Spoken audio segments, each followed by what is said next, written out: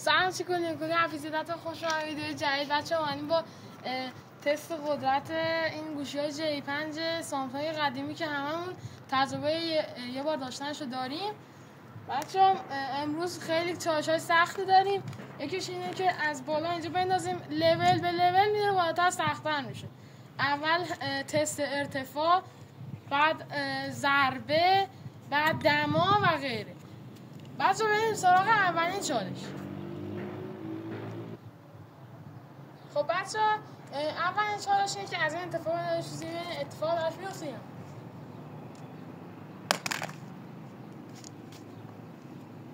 بچه‌ها همینطوری که میبینید کاملا سالمه.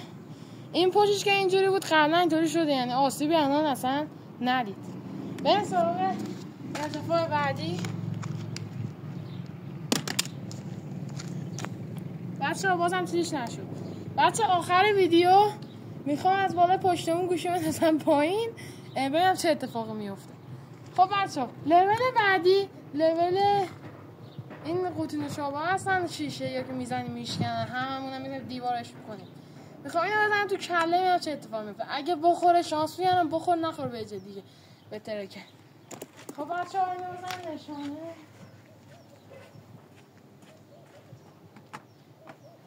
بچه ها میخوام محکم و سنگین بزنم. بچه ها اشتباه شد. بچه ها چرا نمیشکنه؟ یکی دیگه چرا نمیخود؟ همینطور بیا تو بسا کامرمان، بیا تو بسا.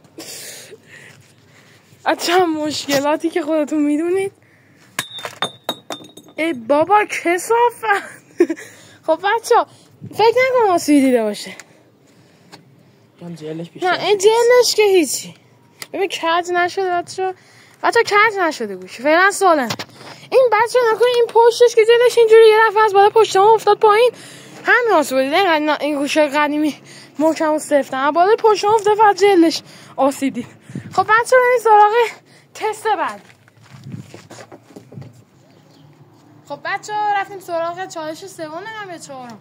بچه ها تو این چالش سوم میشه چهارم سوم.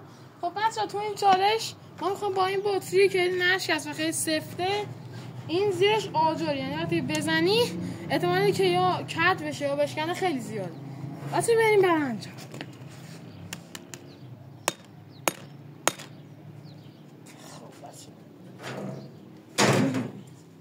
کارم ویدیو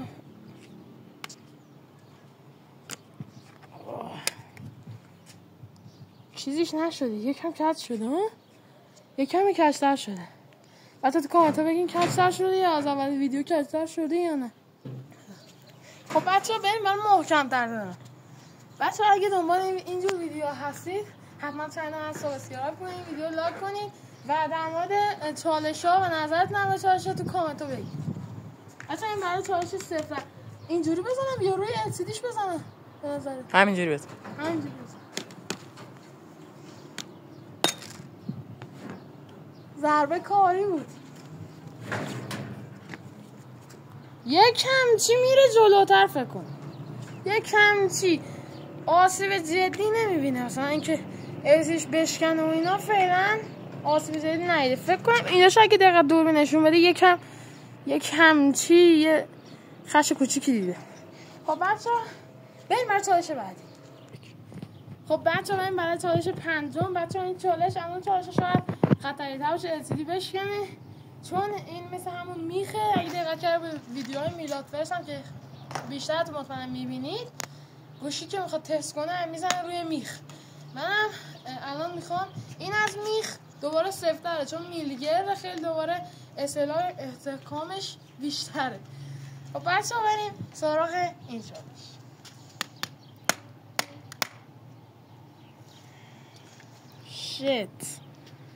شیت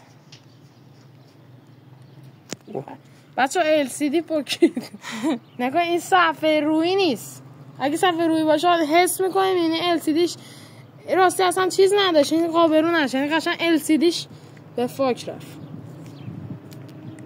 البته هنوز فکر کنم روشن بشه، روشن شدنش فکر کنم هنوز بشه، ولی این توی چالش هم از همه بیشتر آسیب داشت. دیدید که اونا هیچ آسیبی نداشت، ولی اینجا نکنید اینجا چیزی که خورد کلن همه چیزاشو فرستاد به اینجا، کل اینجا شکست. خب بچه‌ها بریم برای چالش اصلی. بچه‌ها مراحل داره آماده سازی میشه برای بخش آخر، یعنی از پشت بوم ازش پایین.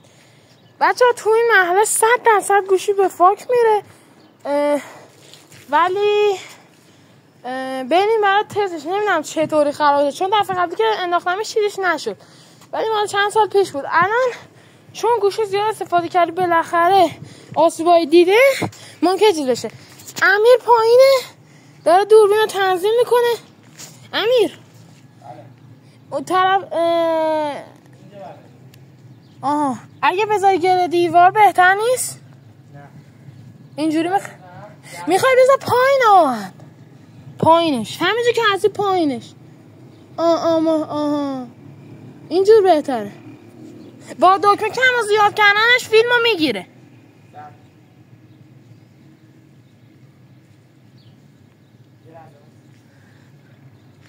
بچه آمازازی که شد بقیه ویدیو رو میگیرم. پیس اوت. بچه من حالا آمازازی شده، فیلمشو روشن کردی امیر؟ بله روشن کردی؟ خب بچه امیر از عوامل پشت صحنه میبینش پایین. بچه خب 3 2 1 تنظیم بکنم.